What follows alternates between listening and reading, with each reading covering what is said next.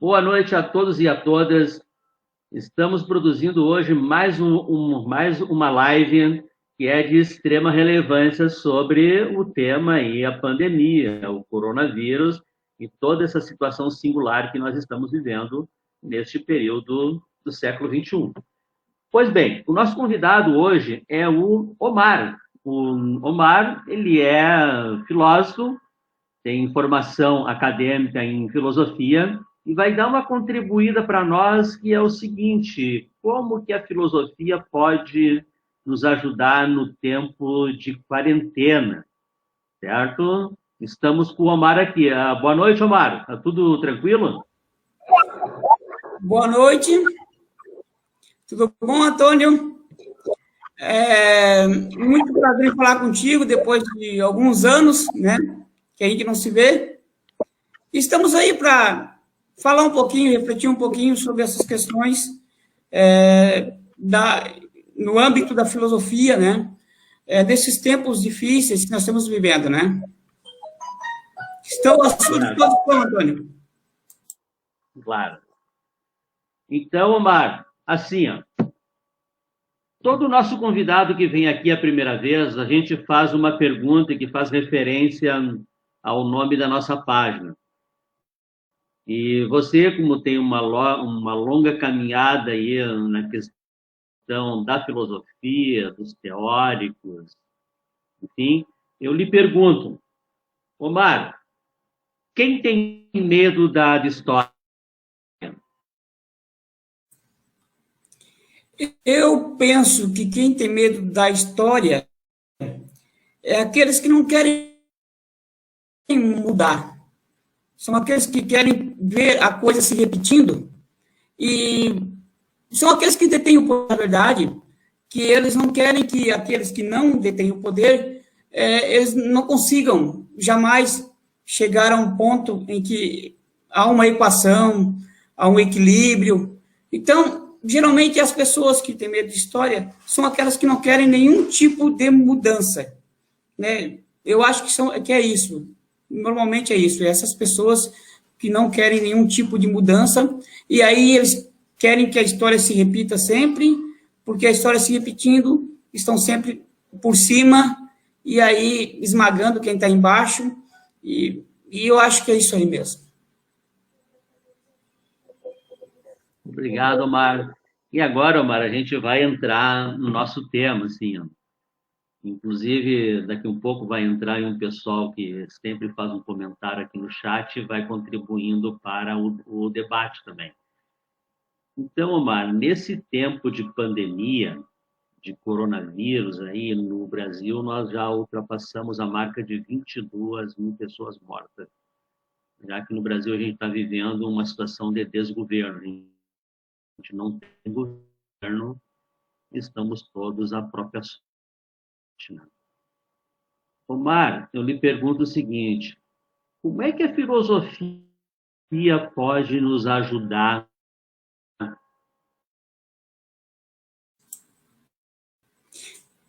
Na verdade, Antônio, a filosofia ela tem diversos atores, né? E diversas ideias. Então a gente pode pensar assim, por exemplo, a questão da felicidade. Como se pode ser feliz em tempos sombrios como esse, de tantas mortes, tanto medo, tanta coisa que acontece? E aí, os filósofos têm várias respostas, não existe uma resposta só, né? Existe uma resposta para diversos filósofos. Por exemplo, Aristóteles diz que a felicidade é o fim último da vida. A gente vive objetivando a felicidade. Se a vida fosse uma estação, um trem, a felicidade seria a última estação. Ou seria o ponto final, aonde a gente deveria chegar. E aí a gente pergunta como a gente pode ser feliz nesses tempos, né? Fica um pouco difícil, porque aí tem a questão da empatia, né? E aí já entra, por exemplo, outros filósofos aí no meio. Por exemplo, David Hume, que é um empirista, ele fala que o conhecimento vem da experiência. Ou seja, aquilo que a gente passa e vivencia é aquilo que a gente passa a conhecer. Ele costumava dizer, aí eu entro na questão da empatia, juntando com a felicidade, que ele costumava dizer que é mais fácil a gente conhecer um corte que a gente tem no dedo, um pequeno corte, do que, por exemplo, uma notícia que vem de Manaus com cento e tantos mortos no dia. Por quê? Porque está mais próximo de nós, está mais ligado a nós do que algo que acontece a 4, 5 mil quilômetros daqui, ou de onde a gente está, enfim. Aí vem a questão da empatia, né? Aí vem a questão do tu sofre com isso ou tu não sofre com isso? Né? Então, a gente já tem aquela velha discussão, Sócrates versus Nietzsche também, que pode entrar aí também, que é a seguinte, Sócrates disse que alguém que tem uma consciência, a nossa própria consciência nos obriga a ter empatia com isso, a sofrer com isso. É o racionalismo socrático, né, que é a questão ética, né, a ética socrática, racionalista. Já Nietzsche, por exemplo, ele diz que essa consciência é um peso, né? A gente tem que sofrer com algo que não é com a gente, né? Então, quer dizer, ele diz que é antinatural isso, e por ser antinatural, não é bom a gente sofrer com isso, porque aí a vida não fica boa. Aí entra a questão da felicidade, entendeu? Então, aí que entra a felicidade. A gente pode ser feliz ou não com as coisas que estão acontecendo. Uns filósofos respondem de um jeito, outros respondem de outro jeito. Então, é isso que eu quis dizer quando disse que há várias formas na filosofia de ver a questão. Por quê? Porque há vários filósofos que pensam de formas diferentes e até contrariamente um ao outro, né? Então, é isso. Eu diria que hoje os estoicos, né, eles viriam bem a calhar, né, na questão desse sofrimento ou não em meio a tudo isso. Por quê? Os estoicos dizem o seguinte, que a gente deve aceitar o que não pode mudar, no caso o vírus, né? Ele existe, ele está aí, e mudar aquilo que a gente pode, desde que não nos cause muito sofrimento essa luta, essa mudança, né? Então, aceitar seria aceitação, seria uma forma de viver bem nesse tempo, de aceitar e de alcançar a felicidade, né? Só que aí é muito esperar demais, né? Não é uma questão que tu vá fazer. Por exemplo, tem uma música chamada Esquadros, da Adriana Calcanhoto, que fala dessa coisa. Quando acordei, não vi você ao lado. Quer dizer, a gente não tem controle sobre a vida das outras pessoas, a gente não tem controle do que os outros pensam, a gente não tem o controle nem sobre a nossa própria vida, por vezes que pode acontecer algo que a gente não está ao nosso alcance. Então, por isso que eles dizem, olha, vamos aceitar, né? Só que não é isso que eu estou propondo, eu estou apenas, né, colocando o que cada filósofo diria nesse momento, né? Tão difícil, né, Ju?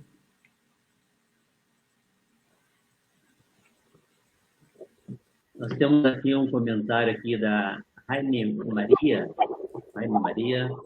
e ela está dizendo aqui, Nietzsche mandou Sócrates a mamar. Não entendi, eu acho que deve ter feito críticas ao Sócrates Nietzsche, né? E depois diz também, estoico é tiro no pé. Que estoico seria um tiro no pé, né?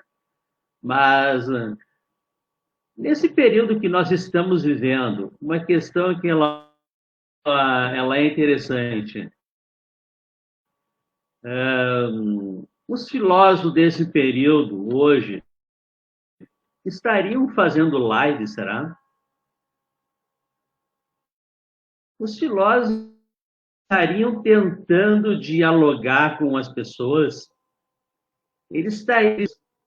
Porque, assim, ó, nós temos realidades diferentes. Nós temos aqueles que estão na quarentena devido à sua profissão. No nosso caso, como professores, a gente está na quarentena.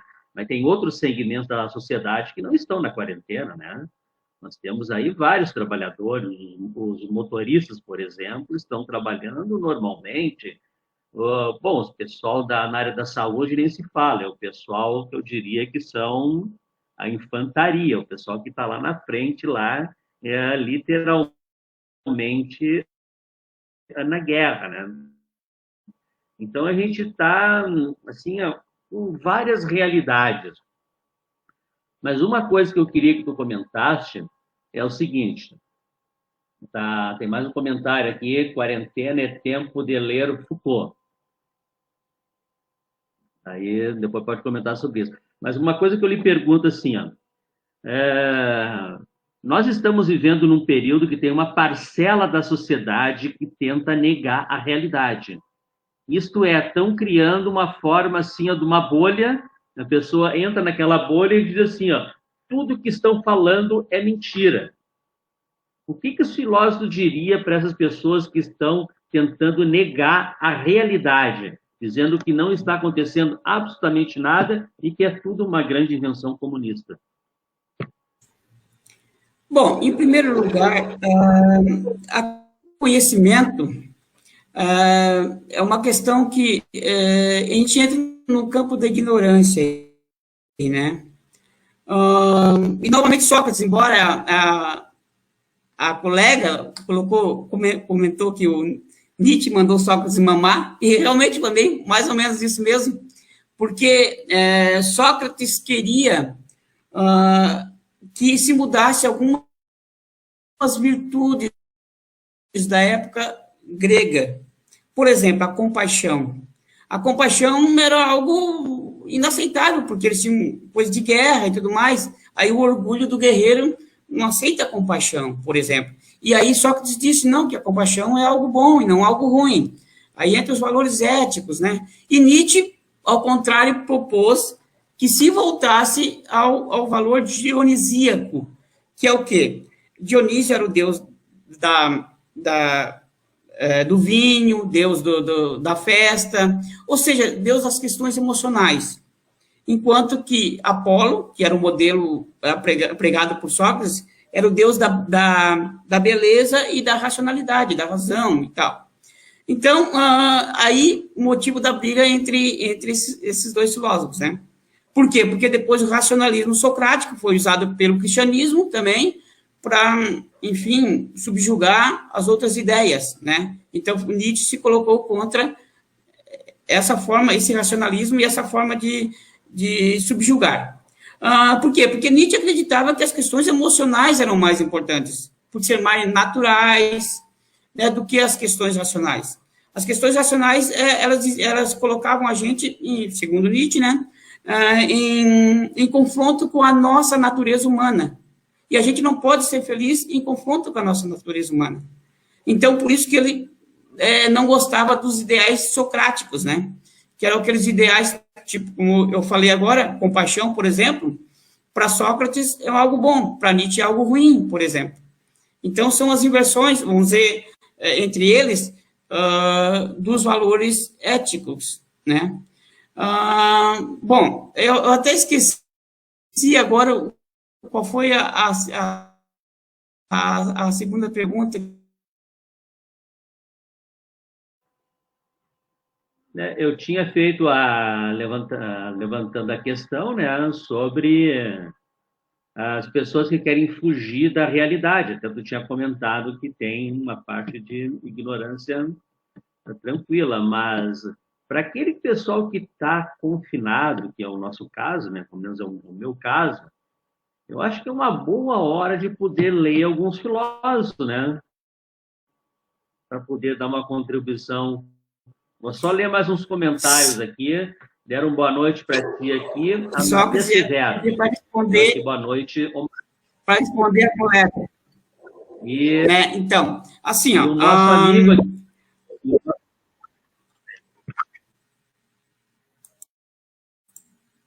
Hoje, há muitos sofistas, viu? Aí é que entra sofistas. Por quê? Os sofistas eram aqueles que falavam sobre tudo, né? E eles eram realmente inteligentes, tinham conhecimento das coisas e tudo mais. Mas eles achavam que tudo era relativo, né? Então, quer dizer, a pandemia está aí, só que a gente pode relativizar, né? Num lugar ela está mais forte, no outro lugar está menos forte, aí no lugar pode ter isolamento, no outro não, e aí vamos dizer, margem para várias interpretações e vários jeitos de pensar o mesmo objeto, né? Então, eles diziam que o homem é a medida de todas as coisas, então, quer dizer, é o que cada um pensa, é a medida daquilo que é, a realidade se estabelece nessa medida, o de cada um, né? Então, onde todo mundo pode dar opinião, vale qualquer coisa, né? A minha opinião está valendo como a sua, como a de outro que nunca leu um livro, por exemplo. Aí se diz assim, ó, aí um cientista diz, não, um médico, enfim, alguém que tenha o conhecimento de causa, diga, olha, é isso, aquilo outro. Aí vem um outro e diz, não, não é isso, está valendo igual para os sofistas, no caso. Por quê? A coisa se mede pelo que pensa cada um, é o que cada um pensa que vale. Então, no fim, fica um território, vamos dizer assim, ó, de ninguém, porque todo mundo tem a sua opinião, todo mundo fala, todo mundo coloca o que é, e fica assim, quer dizer, não se estabelece algo que seja, vamos dizer assim, certo, correto, né? Porque cada um... Hoje, por exemplo, a Organização Mundial da Saúde interrompeu os estudos sobre o remédio, né? Aquele do Bolsonaro, né? A sei lá o que lá, né? Então, por quê? Porque disseram que não há eficácia, né? Mas, enfim, outros dizem que... Aí vem aquelas falas assim, é porque o remédio é muito barato e aí eles querem ganhar dinheiro com outro tipo de remédio. Até pode ser, né? Não vou dizer que não, mas tudo leva a crer que não, que realmente traz alguns problemas, porque eles fizeram um teste com 96 mil pessoas, né? Isso não é pouca coisa, né? É um ambiente grande. Então, quer dizer, se estabelece uma certa lógica, né? Dentro daquilo que é feito, e aí se diz, não, o resultado foi esse. Só que aí pessoas não aceitam isso como um resultado, quando a opinião das pessoas é que vale mais. Eu vi um meme dias atrás que dizia assim, ó, a filha dizia para o pai assim, mas pai, isso aí é fake. Ele dizia, não, mas é tão parecido com aquilo que eu penso. Quer dizer, a pessoa quer acreditar em algo e quando vê algo parecido com o que ela acredita, não importa se é mentira, se é verdade, é que ela acredita aquilo e vai, né? Então, dentro dessa visão sofismática, aí vem os sofismas, né? Onde se tira o que se pode aproveitar e se deixa de lado aquilo que é contrário ao que a gente quer estabelecer como verdade, né? Então, fica meio nebuloso a discussão, porque no momento em que tu acredita piamente numa coisa, não há o que disfarce. Não há o que disfarce. Tu pode ser chamado de bosta que tu vai acreditar naquilo, que tu acredita naquilo que te chamou de bosta. Não interessa o que acontece, entendeu? Porque você acredita naquilo, né? Então...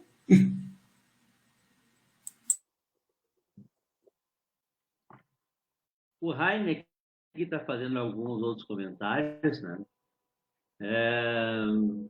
Por exemplo, deixa eu ver aqui, geologia da história, Foucault e Nietzsche, né?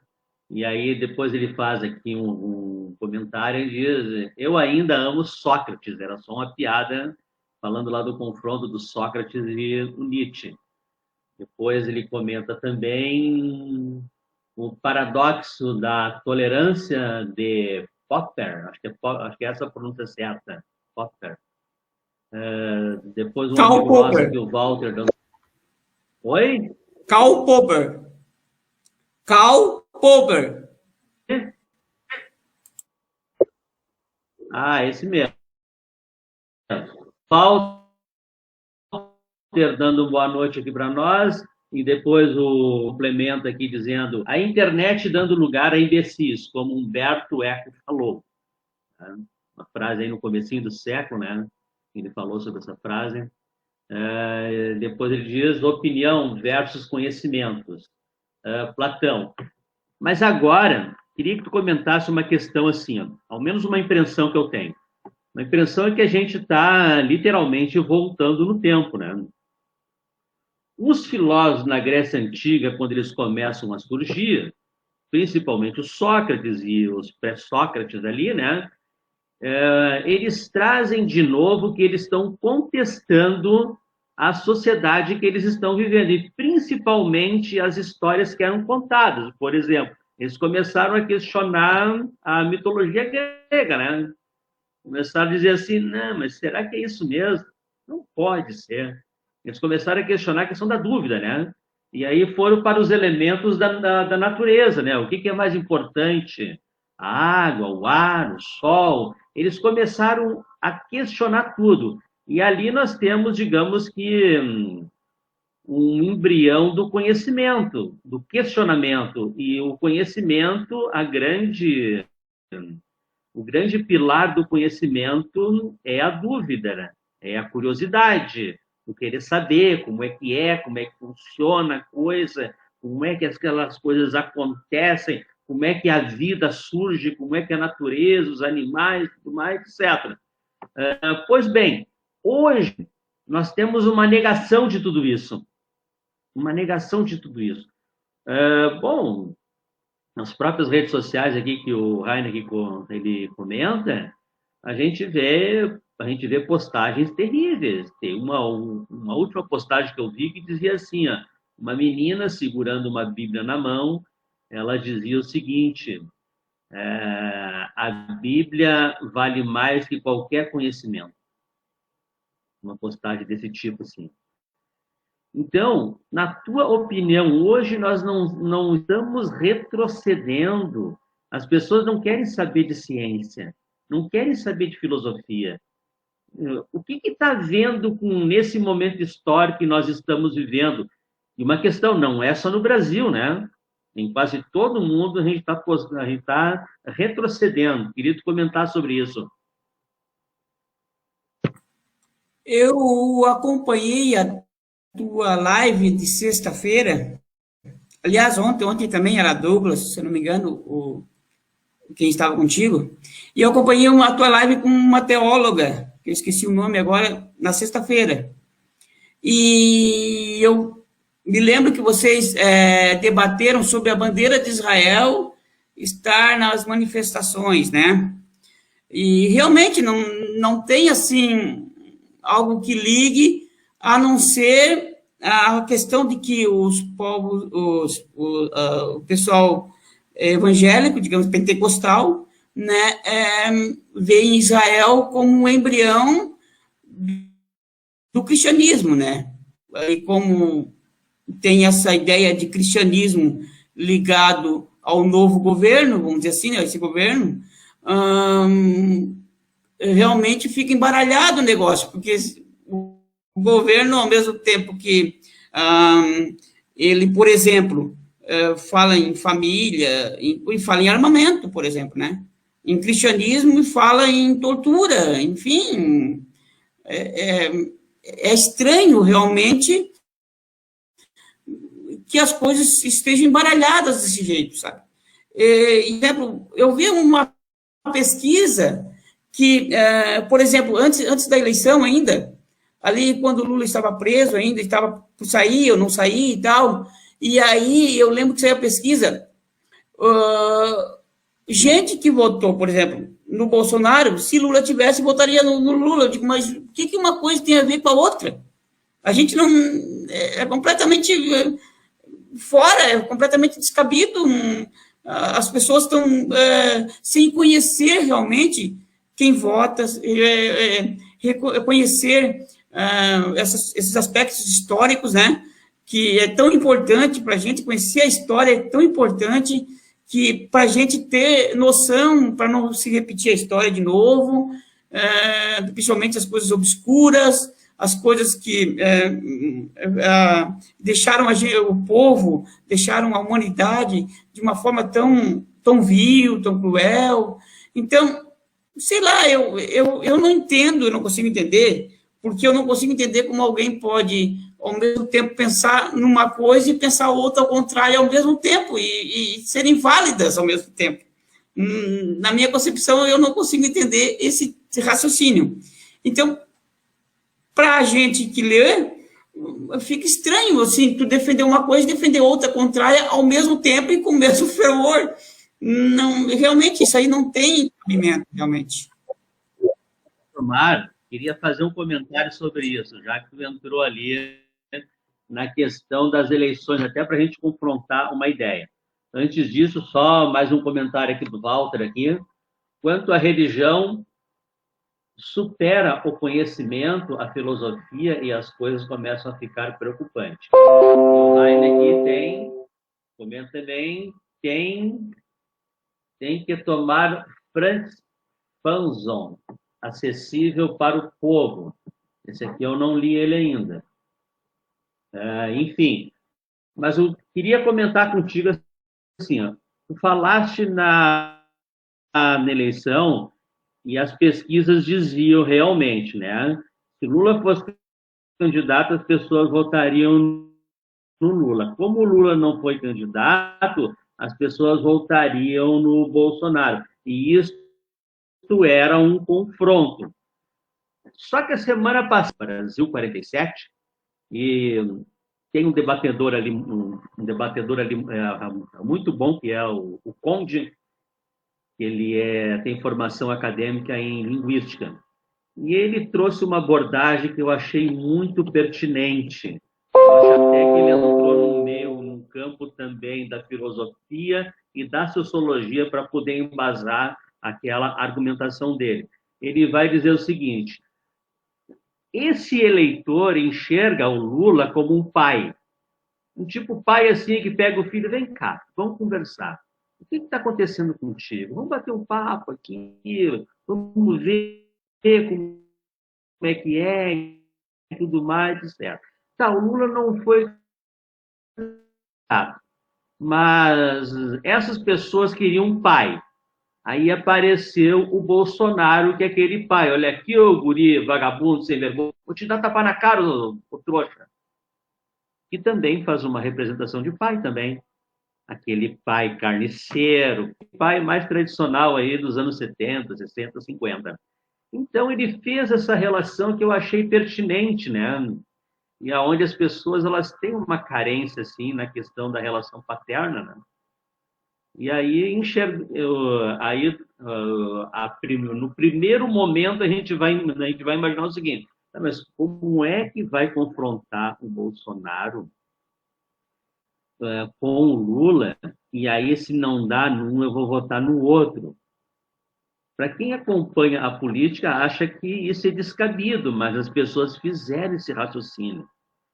Não sei se tu queria comentar sobre isso, um ponto mais filosófico.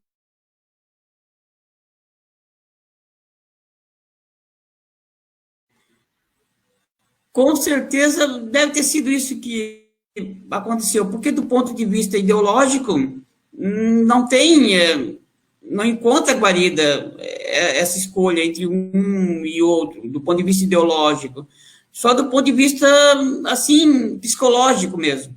Aí nós estamos falando de um ponto de vista psicológico que é possível, porque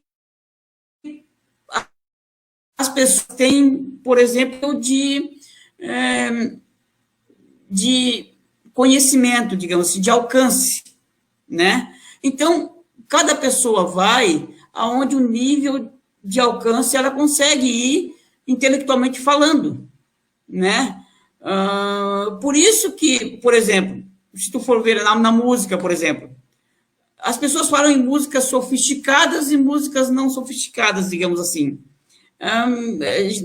Às vezes estão falando no sentido apenas do linguajar, né? Então, as pessoas vão até onde alcançam o seu nível intelectual, né? E aí, quando não dá o nível intelectual, vai no nível psicológico, no nível afetivo, no nível, sei lá, cada um, e eu não estou dizendo que é menor ou maior, eu estou dizendo apenas que são níveis de alcance.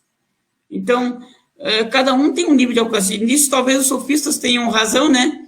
Quando dizem que o homem é a medida de todas as coisas, no sentido de que cada um só consegue chegar aonde pode, segundo sua capacidade cognitiva, sua capacidade psicológica, sua capacidade de entender, sua capacidade, enfim, aí tem vários níveis, né? Várias formas de ver a questão.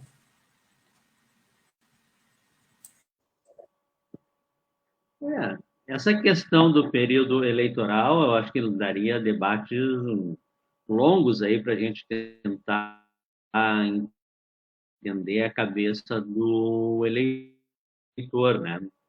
Porque a gente acompanha, assim, nas redes sociais, muito, assim, pessoas que formação acadêmica.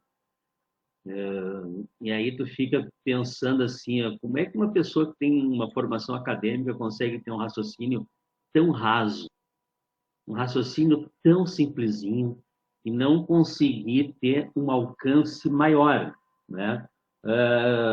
Um exemplo que eu daria seria o seguinte: normalmente as pessoas dizem assim na política, o político é tudo igual, tá? Aí eu fico imaginando assim, tá, mas teve a reforma da Previdência, tem deputados e senadores que votaram contra e outros votaram a favor. Será que a pessoa não consegue entender que tem diferenças ali? Tem diferenças de projetos, tem diferenças de grupos econômicos que se beneficiam com a política. E se tem determinados governos, esses grupos econômicos, eles perdem dinheiro, ou perder dinheiro eu não digo, mas não ganhar tanto dinheiro. Uma outra questão que eu acho muito pertinente, e aí eu quero que tu comente sobre isso, tá? Que é assim, pessoas que no período entre 2003 a 2015, pessoas que prosperaram na vida, pessoas que conseguiram comprar carro, comprar casa, no Minha Casa, Minha Vida, tiveram filhos estudando no ProUni, alguns conseguiram, inclusive, colocar empresas e prosperaram porque a economia estava andando bem. A partir de 2015, a economia começa a entrar numa fase terrível. Mas só que é uma fase terrível que não é por incompetência, é por uma linha política ideológica para poder beneficiar grandes grupos econômicos. Aí aquela pessoa que prosperou naquele período, a partir de 2015 até hoje, ela olha para trás e diz assim, política é tudo igual. Queria que tu comentasse sobre essa complexidade, assim, de a pessoa não conseguir juntar, eu usaria até o termo da matemática agora, a pessoa não consegue juntar 2 e 2 é 4. Ela não consegue imaginar assim, quanto é que eu comprei o meu carro? Deixa eu ver. Eu comprei o meu carro em 2010. Quem era o governo que estava em 2010? O governo era tal. Mas será que tem alguma relação? Aí a pessoa pensa, não tem não. Foi mérito meu mesmo, foi mérito meu. Aí, quando ele começa a entrar numa situação econômica precária a partir de 2015, ele vai dizer o seguinte, não, isso é culpa do governo. Naquele período, quando ele prosperou, era mérito dele. Quando ele começa a quebrar, é culpa do governo. Queria que tu comentasse sobre isso. Realmente, esse negócio de que todo mundo é igual, geralmente serve para quem é pior, né? Querer embaralhar tudo no mesmo saco serve para quem é mal, digamos assim. Quando tem um mal e um bom, e o mal diz que todo mundo é igual e quer espalhar isso, serve para ele. A gente vê agora, por exemplo, a volta do Roberto Jefferson. Né? Roberto Jefferson estava lá com o Collor em 92. Só que quem sabe disso? Por exemplo, os jovens de hoje não sabem disso. Os jovens não sabem disso. Quando começou a questão do mensalão, ele roubou os próprios colegas dele, em 4,5 milhões, ele mesmo admitiu. E agora está aí, de novo, né? E qual é a relação? As pessoas não têm alcance. A grande não consegue, não leu, não viu, não lembra. Enfim, e aí fica tudo igual. Eu acho que na política é igual à sociedade. Tá? Se tem ali, por exemplo, 70% de ladrão, é porque na sociedade tem 70% de ladrão. Talvez seja um pouquinho mais, porque ali algumas pessoas propensas a isso veem na política um meio de prosperar ali, e aí entram nesse meio. Mas, normalmente, a política é um reflexo da nossa sociedade. Né? Então, esse negócio de embaralhar tudo, tem aqueles 30%, 40% que se salvam, como tem a porcentagem na sociedade que se salva também, né? Então, eu acho que esse negócio de colocar tudo no mesmo balaio não é bem assim. Claro que, aí eu vejo também uma questão seguinte, que quando acontece com alguém que eu apoio, eu relativizo. Quando acontece com um outro, tá vendo? Aquilo lá fez tal coisa, né? A política tem isso, infelizmente, né? Infelizmente, as pessoas veem de uma forma quando é alguém que ele apoia e veem de outra forma quando é alguém que não apoia. E uma coisa que eu vejo muito, muito, muito, que já me chama a atenção já há bastante tempo, é que quando algo acontece com a esquerda, não tem perdão. Agora, se o Roberto Jefferson, por exemplo, que eu falei agora, está de volta, e todo mundo perdoa. E todo mundo perdoa. Se alguém da esquerda, nunca mais. Errou uma vez, nunca mais. Eu não sei qual é a causa psicológica disso no meio do povo. Por exemplo, em Porto Alegre, quando eu vim para Porto Alegre, quem governava era o PT. Era a esquerda. De repente, o povo disse, não quero mais. Né? E aí, vieram 4 gestões aí, nenhuma foi melhor do que o PT. De voltar. E já essas outras voltam sempre, porque, sei lá, não sei qual é o motivo psicológico que acontece no povo, em que um partido de esquerda não volta nunca mais, se errou para sempre, e um partido de direita pode errar à vontade, que, tipo assim, parece que já está sendo esperado isso, né? Então, eu não sei que aval que a população dá para a direita errar, e que não dá para a esquerda. Isso eu nunca entendi ainda.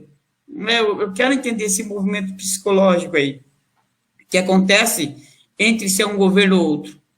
Por exemplo, eu vou dizer o seguinte, PT rouba, por exemplo, tá? Aí eu vou olhar, tá, vamos ver no ranking dos partidos que tem mais pessoas investigadas, e aí está em 8º, 9º lugar. Tá aí os outros 6, 7 que estão na frente, aí não tem essa conotação. Entendeu?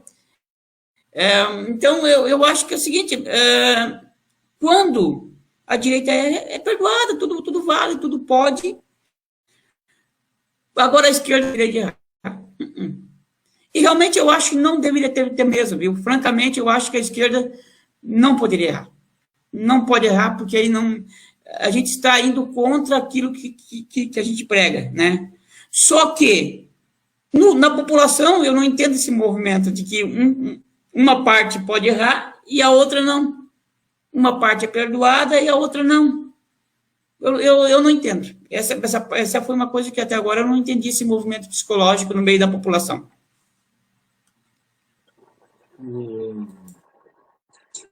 Mas um comentário aqui, o Walter está dizendo para nós o seguinte: atualmente, quem vem fazendo o enfrentamento contra a extrema-direita nas redes sociais é o Paulo Giraldi, acho que é Giraldi o nome, aqui eu não sei quem é. E depois o Rainer está dizendo para nós, sei não, Paulo Giraldi está comentando outro ali, ele faz um comentário aqui embaixo: o povo precisa de uma educação libertária e racionalista, né? Todo governo é ineficiente, isso é verdade. Mas, assim, ó, o que eu fico imaginando, né? A gente consegue enxergar a sociedade por uma ótica, né? E outras pessoas enxergam por uma ótica completamente diferente. Um dos exemplos que eu gosto de dar, inclusive em sala de aula, é o seguinte: se tu fosse dividir o cérebro da pessoa e colocar o conteúdo lá dentro, seria mais ou menos assim: os apaixonados de futebol ocupam a sua vida 90% com o futebol. É tudo futebol. E aí ele vai nos jogos, aí quando não tem jogos em casa, ele escuta no rádio, ele vê na TV, e aí ele vê o comentário esportivo, ele lê sobre o futebol, ele manda os memes de futebol, então a cabeça dele está girando só em torno do futebol. Outros segmentos que não curtem o futebol vão estar mais ligados ao entretenimento, a questão de novelas, dos programas, canal aberto que tem, enfim, tudo isso, na minha opinião, vai criando um universo paralelo, e aonde deixa a pessoa fora da realidade, e aonde a pessoa fica incapaz de conseguir interpretar a realidade, chegando ao ponto de a pessoa começar a defender questões que vão prejudicar ela mesma. Ela mesma vai ser prejudicada em determinada situação da vida. E aí ela se movimenta para se prejudicar. Isso por quê? Porque ela não consegue interpretar a realidade. Ela acha assim que é assim mesmo, tá bom, etc. E nem na questão agora que nós estamos do coronavírus, as pessoas dizem assim: não, mas vamos rezar que agora vai dar certo agora. Vamos rezar, vamos fazer uma corrente aí. Não está dando certo ainda porque o pessoal não está focado, não está rezando legal e tudo. A gente sabe que a religião é importante, mas ela não está acima da ciência, né? Ela não está acima da ciência. Mas aí, esta incapacidade das pessoas conseguirem interpretar a realidade. E os filósofos trabalharam muito com isso. O Nietzsche também. O Nietzsche, assim, ó, esses últimos dias eu li um livro do Nietzsche que era o Anticristo. Naquele livro, ele dizia que Deus está morto, naquele livro. E a interpretação que eu fiz ali do Nietzsche foi a seguinte, né? O Nietzsche estava vendo a realidade que está vivendo. Ele vivia na Prússia ali, que é na Alemanha hoje, e ele estava vendo lá os padres, pastor, tudo picareta lá e ganhando dinheiro e enriquecendo com a fé das pessoas. Ele estava observando essa realidade. Então ele chegou à conclusão que Deus estava morto. E aí até hoje se questiona ele, inclusive tem filmes com o título seguinte: Deus não está morto.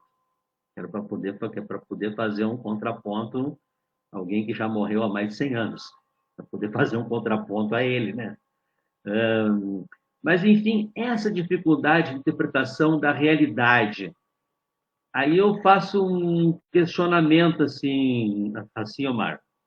Será que nós, professores, não temos culpa disso também? Será que as nossas aulas não tá tão focado na realidade?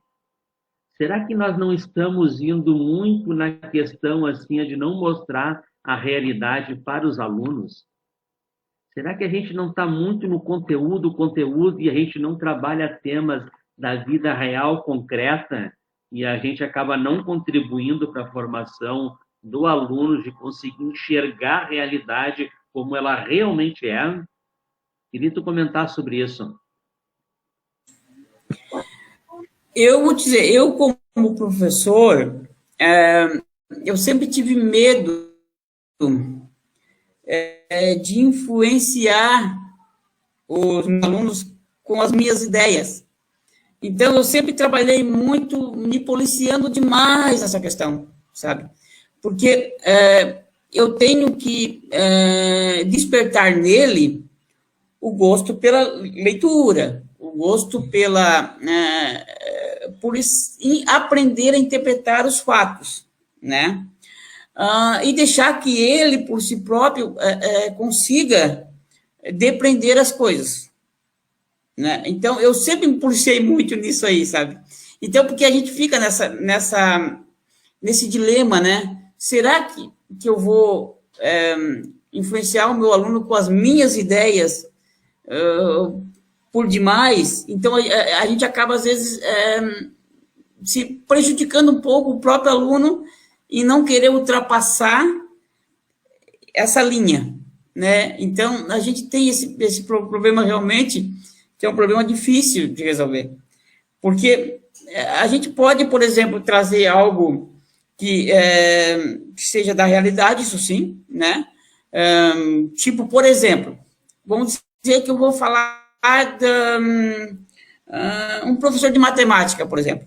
Ele pode pegar lá um texto que diz que pessoas vivem debaixo de um viaduto, aí o viaduto tem tantos por tantos, tantas pessoas vivem daquele vão, daquele viaduto, e aí eles podem, aí calcule a área por cada habitante dentro do lar, daquele lar, que é aquele vão de viaduto, por exemplo, né? Aí já trabalha a questão da realidade também. Isso sim, isso eu acho que é bom fazer, né? E que se trabalha a realidade sem influenciar o aluno com o nosso pensamento. Quando eu falo influenciar, eu digo assim, ó, tipo, ela vai celebrar, entendeu? Nesse sentido que eu falo. Então, a gente tem esse problema entre o que é, vamos dizer, uma influência positiva do que é uma lavagem cerebral, que seria uma influência negativa. Então, eu, como professor, sempre me policiei muito nisso, né? Então, eu às vezes até senti que eu podia ter avançado um pouco mais, mas aí, por medo, né, de avançar demais, aí a gente acaba se policiando, né? Omar, uma pequena parte agora. É que assim, ó, isso que tu está falando está correto. Eu também tenho cuidado de estar me policiando, né? Mas eu te dou um exemplo assim, ó. No 8º ano que a gente trabalha a Revolução Industrial, é o professor pegar 2 textos.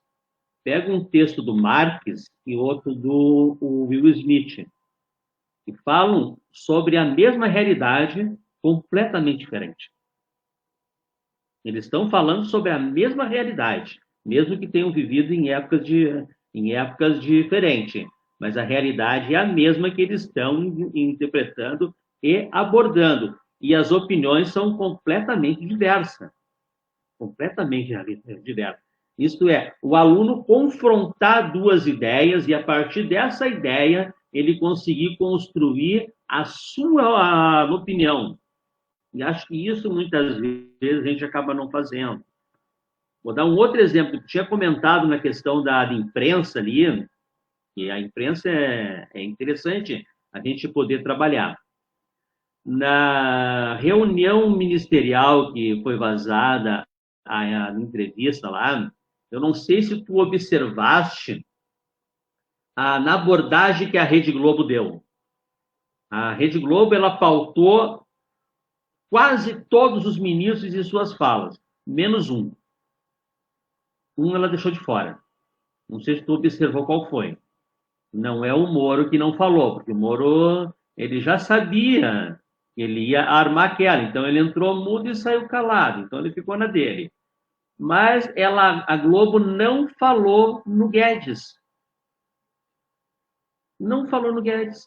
O Guedes disse que tinha que vender o Banco do Brasil urgentemente, o mais rápido possível, que nós estamos perdendo muito tempo, nós temos que vender esse banco rápido. A Globo não falou absolutamente nada sobre isso. Então, assim, se a gente não trabalha em sala de aula sobre estas abordagens que a sociedade está dando para nós, e aí eu peguei uma questão complexa da política, mas se a gente pega no futebol, é mais interessante. No futebol é o seguinte, quando está jogando Inter e Grêmio contra os times do Rio de Janeiro, qual é a observação que a gente tem do narrador e do comentarista? Eles estão torcendo para Rio e São Paulo. E assim passa meio que desapercebido para quem está vendo o jogo. Né? Não para todos, é claro, mas passa desapercebido. Mas eles estão torcendo e, teoricamente, eles não poderiam torcer. Teoricamente. Porque teoricamente, eles são imparciais. O comentarista, ele é imparcial. A não ser quando eles levam comentaristas, um de cada clube, para poder comentar. E isso, muitas vezes, o nosso aluno, a sociedade não consegue interpretar essa questão, porque ela é muito básica, ele é muito simples. E se ela não consegue interpretar algo tão simples, quando vai para defender os interesses dela, é pior ainda. Um outro exemplo agora. Não sei se tu tem observado nos últimos, acho que o último 1 ano ou 2 anos, aconteceu essa questão agora do aplicativo para entregar os alimentos. Começou com a Uber, né? Aí outros aplicativos ali, e agora os aplicativos de alimento. Pois bem, tem uma gurizada que está entregando comida de bicicleta. Isto é, antes era os motoboy. Agora tem uma galera entregando de bicicleta. No centro histórico de Porto Alegre, eu já vi pessoas entregando comida a pé. Nem de bicicleta, a pé. E aí tu vai ver nas postagens que fazem nas redes sociais, o pessoal diz assim, que legal, que bom, isso é muito bom, né? Ele não está roubando, tá bom, tá certo, isso aí. E aí o cara não consegue interpretar que isso aí é um processo praticamente de servidão que nós estamos vivendo. Nós estamos retrocedendo 500 anos no tempo. 500 anos. Nós estamos indo para a Idade Média Europa, nessas relações de trabalho, né? Antes da Revolução Industrial ainda. E a pessoa consegue se posicionar do lado do opressor, do cara que desenvolveu o aplicativo, que está lá na mansão dele, comendo e bebendo do bom e do melhor, e os guri na rua entregando lá comida para ele de bicicleta e a pé. E a pessoa que deveria ficar do lado do explorado, ela fica do lado do explorador. Ela vai ficar do lado do cara que está explorando e que está humilhando aquela pessoa. Nós já temos agora 53 minutos, aí eu acho que tu dá um comentário sobre isso agora.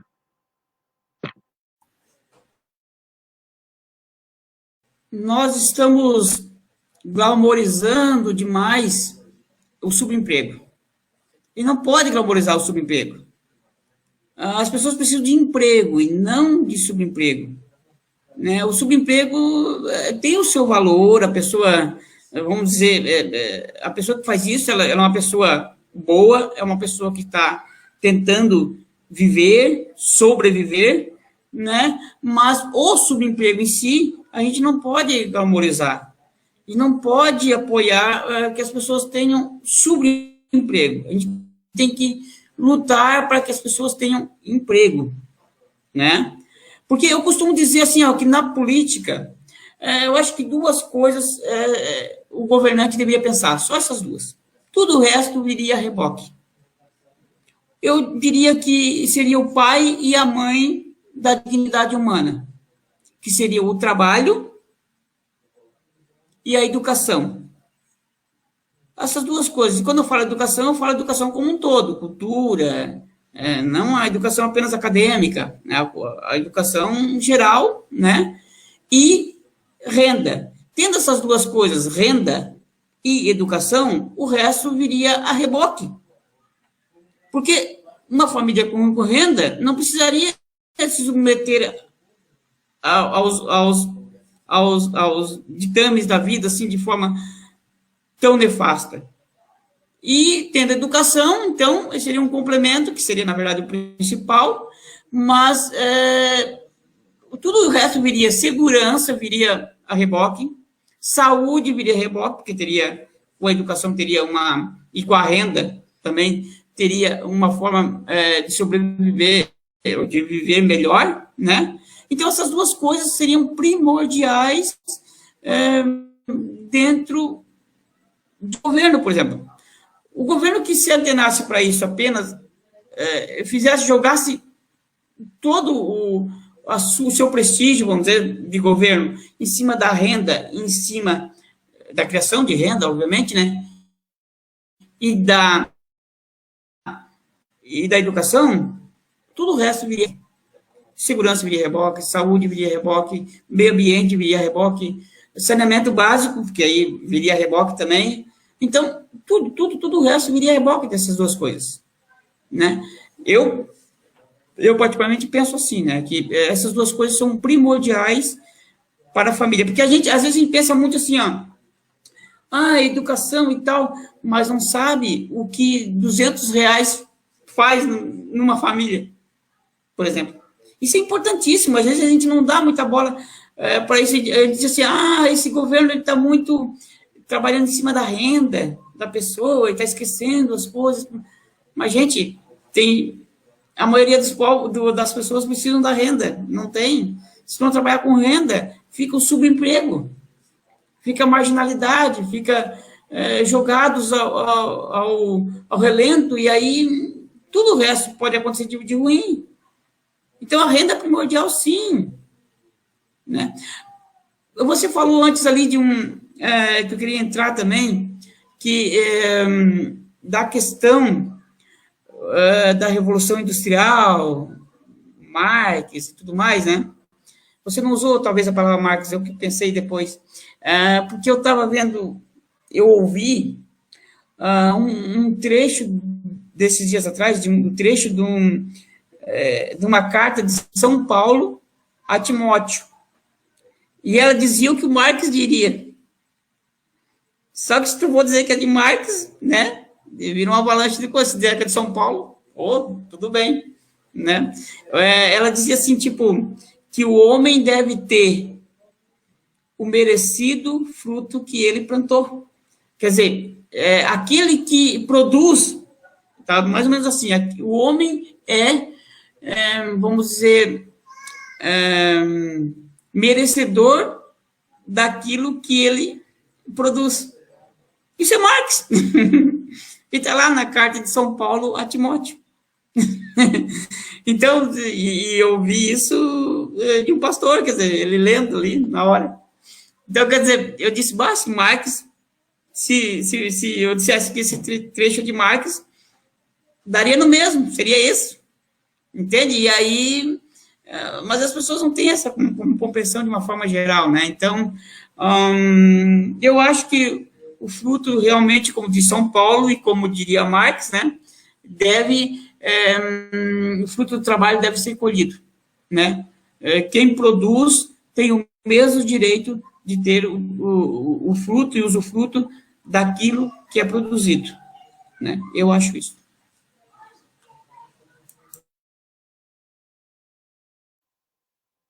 Bom, Mara, a gente chega no final agora, 59:33 minutos agora. Eu acho que foi um papo muito bom, né? Valeu a pena, assim, algumas coisas do ponto de vista filosófico e tentar trazer várias abordagens, né? E eu acho que, ao menos, acho que é uma vontade minha que, quando passar essa pandemia, o mundo fique melhor.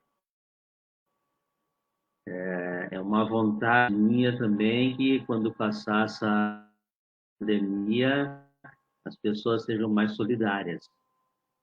As pessoas não olhem só para si, consciente para aqueles que estão no andar de baixo da pirâmide social, né?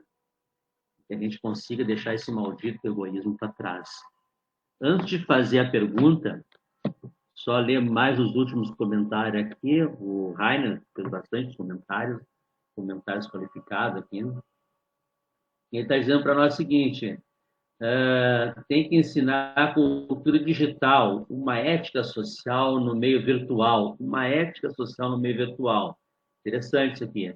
Falar sobre o poder, de Foucault falava sobre o poder, mas para o povo. Isto é, conseguir traduzir a complexidade dos teóricos e entregar isso para o povo. Seria uma coisa legal, né? Depois, a distribuição justa só será feita entre homens bem educados, em consciência. Esse é um primeiro caminho. Que ser dito que o racismo de Estado e das pessoas é fruto do capitalismo e é fruto da civilização. Bom, está tudo correto aqui o que ele está falando aqui, né? A abordagem dele está perfeita, né? E a questão assim é que nós temos um capitalismo que nos joga um contra os outros, né? Na sociedade, nós somos todos adversários. Essa é a ideia do capitalismo. Nós temos que estar sempre competindo uns com os outros, né? Para um ser melhor do que os outros, para um ter uma vida melhor do que os outros. E é isso que nós tínhamos que repensar. Mas, enfim, terminando agora, eu te faço uma pergunta. A gente está fazendo para todos os primeiros convidados que vêm aqui. Ô, Mário, se tu pudesse voltar no tempo, qual o fato histórico que tu mudarias? Se quiser falar do fato histórico e um fato pessoal, também está valendo. É contigo.